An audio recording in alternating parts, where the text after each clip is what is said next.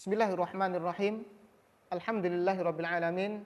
Assalatu wassalamu ala asyrafil anbiya'i wal mursalin wa ala alihi wa sahbihi wa man tabi'ahum bi ihsanin ila yaumiddin. Membahas tentang bab zakat. Qala al-muallif rahimahullah wa nafa'a bihi wa bi ulumi fi dharaini amin. Az-zakatu az-zakah. Adapun zakat, adapun ini itu bab yang membahas tentang masalah zakat. Zakat secara bahasa adalah an-numu atau an-nama wa tathhir wal islah. Zakat secara bahasa adalah berkembang dan mensucikan. Adapun secara istilah adalah ismun lima yukhraju an malin aw badanin ala wajhin makhsus.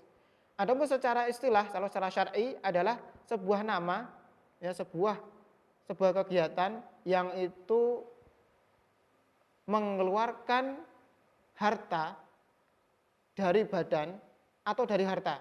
Maksudnya begini, sesuatu yang itu dikeluarkan dari seorang muslim untuk mensucikan diri dan mensucikan harta. Adapun mensucikan diri itu disebut zakat fitri atau zakat fitrah. Adapun yang kedua, untuk mensucikan harta itu disebut apa? Zakat mal. Wallahu a'lam bishawab. Qala al-mu'allif rahimahullah wa amma zakatu wa hiya rabi'u arkanil Islam. Adapun zakat itu adalah rukun keempat rukun Islam, dari rukun-rukun Islam. Fatajibu 'alal muslimi ma'rifatu anwa'il amwalil wajibati fiha. Maka wajib hukumnya bagi seorang muslim untuk mengetahui macam-macam harta yang wajib untuk dikeluarkan. Wahiyya an-na'amu wan naqdanu wat tijaratu war rikazu wal ma'dinu wal mu'asyaratu wa hiyal hubub wa thimar. Kata beliau rahimahullah, ada enam harta yang wajib dikeluarkan oleh seorang muslim apabila sudah terpenuhi syarat-syaratnya. Yang pertama an-na'am, yaitu hewan ternak. Hewan ternak di sini ada 3. Yang pertama al-ibil. Yang pertama adalah unta, yang kedua al-baqar, sapi, yang ketiga al-ghanam, kambing. Yang kedua an-naqdan. Apa itu naqdan? Naqdan adalah emas dan perak. Yang ketiga wat tijaratu, perdagangan. Ini zakat dalam masalah jual beli atau perniagaan. Yang keempat ar-rikazu. Apa itu rikaz? Rikaz adalah dafinul jahiliyah. Dafinul jahiliyah, sesuatu yang tertimbun atau terkubur di masa jahiliyah. Apa masa jahiliyah itu? Jahiliyah itu adalah masa qabla bi'tsatin Nabi sallallahu alaihi wasallam. Di masa yang mana apa? Yang mana sebelum diutusnya Nabi Muhammad sallallahu alaihi wasallam. Apabila ada harta yang tertimbun atau terkubur sebelum masa Nabi Muhammad sallallahu alaihi wasallam, maka itu disebut rikaz. Kalau orang kita menyebutkan harta karun, nah, gitu. Jadi bagaimana kita mengetahui ini rikaz atau bukan? Dilihat dari peti atau kotak yang ada di dalamnya. Kalau kotaknya menyebutkan misalnya min mamlakah al-himyariyah. Al-mamlakah al-himyariyah, ini kerajaan Himyar. Oh, berarti ini apa? Dari sebelum Nabi Muhammad SAW, kerajaan Himyar. Kalau di sana disebutkan min daulah al-Abbasiyah, dari pemerintahan Abbasiyah. Oh, berarti ini setelah apa? Setelah diutus Nabi Muhammad SAW, maka ini bukan dari apa? Bukan dari rikaz. Wadih sampai sini? Insyaallah bismillah sudah jelas. Kemudian wal ma'dinu. Apa itu ma'din? Ma'din adalah barang tambang. Yang barang tambang ini yang diwajibkan zakat adalah emas dan perak. Emas dan perak. Meskipun apa? Meskipun ada barang tambang yang lebih mahal dari emas dan perak, itu tidak apa? Tidak termasuk dalam zakat. Ya, karena barang tambang banyak sekali, ada emas, ada perak, ada batu bara, ada minyak, nikel dan lain sebagainya. Tetapi yang dihitung dalam zakat dalam syariat Islam adalah emas dan perak. Yang kemudian terakhir, wal mu'asyarat. Wal mu'asyarat. Mu'asyarat maksudnya adalah 1/10. Ini yang dimaksud 1/10 sini adalah tumbuh-tumbuhan. Tumbuh-tumbuhan dari biji-bijian dan buah. Kenapa disebut mu'asyarat? Karena zakatnya itu dibagi 10. Nah, nanti insya Allah dalam kitab yang lainnya, dalam kitab lebih luas dari kitab Risalah Jami'ah ini akan dijelaskan dengan lebih rinci. Wahiyya al-hububu wa thimar, biji-bijian dan thimar. Hubub di sini adalah ma yuqtatu indal ikhtiyar, sesuatu yang dijadikan atau biji-bijian yang dijadikan apa? Dijadikan makanan pokok. Nah, makanan pokok seperti gandum, kemudian beras, jagung. Nah, itu berarti apa? Itu wajib zakat apabila sudah memenuhi syaratnya. Kemudian thimar. Thimar di sini ada dua. Yang pertama tamar, yang kedua zabib. Tamar adalah kurma, yang kedua zabib adalah anggur kering. Nah, insya Allah akan dijelaskan secara panjang lebar dalam kitab yang lainnya. Fala zakata fi ma siwa na'mis sa'imati wa yushtaratul haulu laha. Nah, kemudian mu'allif rahimahullah membicarakan tentang salah satu syarat zakat hewan ternak. Apa itu? Fala zakata fi ma siwa na'mis sa'imah.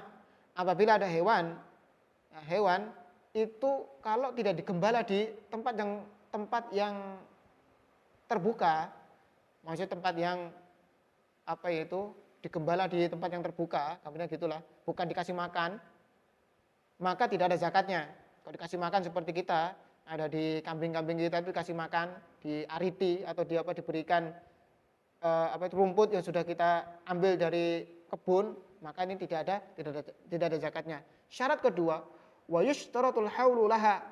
Syarat kedua harus sudah mencapai satu haul, satu tahun penuh. Kalau belum sampai haul, maka apa? Maka tidak ada zakatnya. Yang ketiga, tidak disebutkan oleh mu'allif, yaitu apa? Harus mencapai nisab. Harus mencapai nisab. Adapun nisabnya untuk kambing itu ada 40 kambing, 40 ekor. Kalau sapi itu ada 30 kambing, 30 sapi atau 40 ekor sapi. Nah, kemudian kalau unta itu minimal 5 ekor unta. Nah, itu insya Allah ada tafsilnya atau perinciannya di kitab yang setelahnya. Insya Allah bismillah. Kemudian wa kadzalika yushtaratu lin-nuqud wa tijarah. Kemudian mu'allif rahimahullah menjelaskan tentang masalah zakat yang berkaitan dengan uang dan jual beli, perniagaan. Apa itu? Disyaratkan dalam harta dan jual beli itu apa? Disyaratkan haul, sudah sampai apa? Sudah sampai setahun penuh. Wa yusyratu fi hadzal anwa'in nisabu aidan.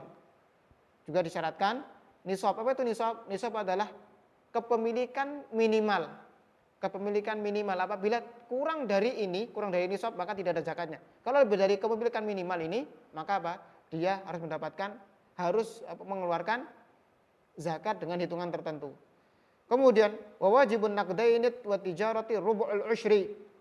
Wajib hukumnya apabila seseorang memiliki naqdain, emas dan perak, wa tijarati, perniagaan yang sudah mencapai haul dan nisab, itu berapa?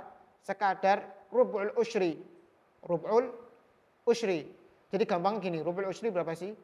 Dibagi 10, setelah dibagi 10 kemudian dibagi 4. Nah, berarti 1:40. Kalau dalam desimal itu berapa? 2,5%. Berapa? 2,5%. Kemudian wa wajibul hububi wa thimari allati suqiyat bi ma'unatin nisful usyri wa bi ghairi ma'unatin al usyru. Kemudian mu'allif rahimahullah menjelaskan bagaimana apabila tanaman diberikan air dengan cara apa? Yang pertama dengan mengeluarkan uang. Misalnya apa? Misalnya ada saluran irigasi. Maka apa? Maka apabila dia sudah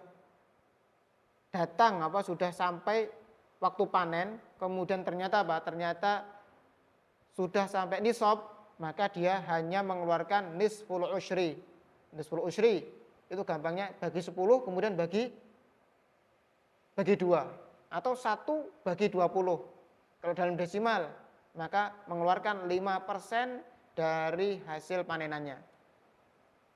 Nah, apabila apa? Apabila dia dialiri dengan menggunakan uang atau menggunakan apa ya? Menggunakan sewa. Begitu, dengan irigasi atau dengan yang lainnya atau dengan apa? Dengan mesin apa? Mesin untuk pompa dan sebagainya. Intinya, apabila dia panenannya menggunakan harta, maka dia mengeluarkan berapa? 5%. Wa bi ghairi ma'unatin, apabila dia tidak menggunakan maunah atau tidak menggunakan harta, gampangnya kalau bahasa kita tada hujan itu kan gratis.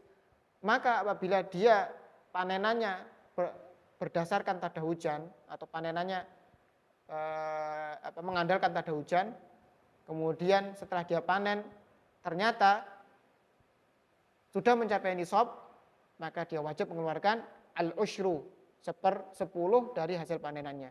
Wallahu alam bissawab. Aku qouli hadza astaghfirullah wa lakum wa sallallahu alaihi wasallam Muhammad wa ala alihi wa sahbihi wa baraka wa sallam.